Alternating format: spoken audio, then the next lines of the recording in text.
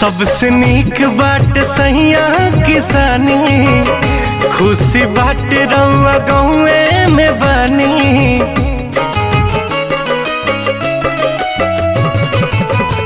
सबसे नीक बाट सहिया किसानी, खुशी बाट रउआ घरवे में बानी।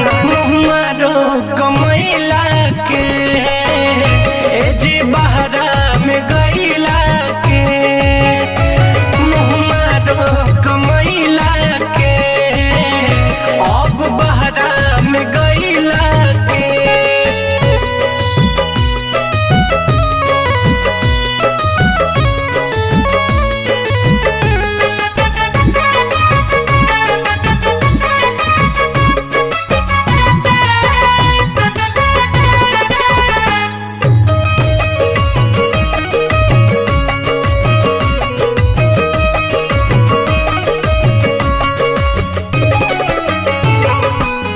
महल से नीक बाट टूटही पलानी, नून रोटी भले खाइब जा।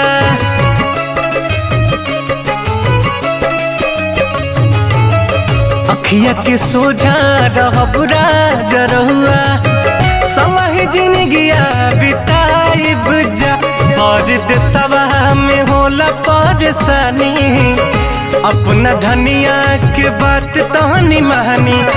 मारो कमैला के दूर देशवा में गईला के, मारो कमैला के ए जी बहरा में गईला के।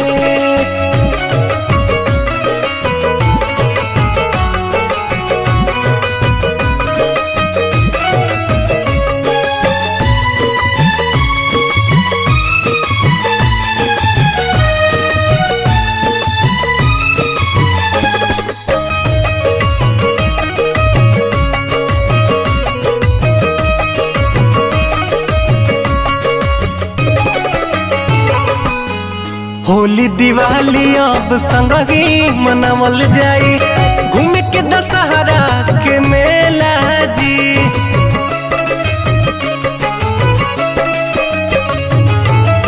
खेती बाड़ी के जी मुमारी बभारी, बाबूजी पड़लन अकेला जी।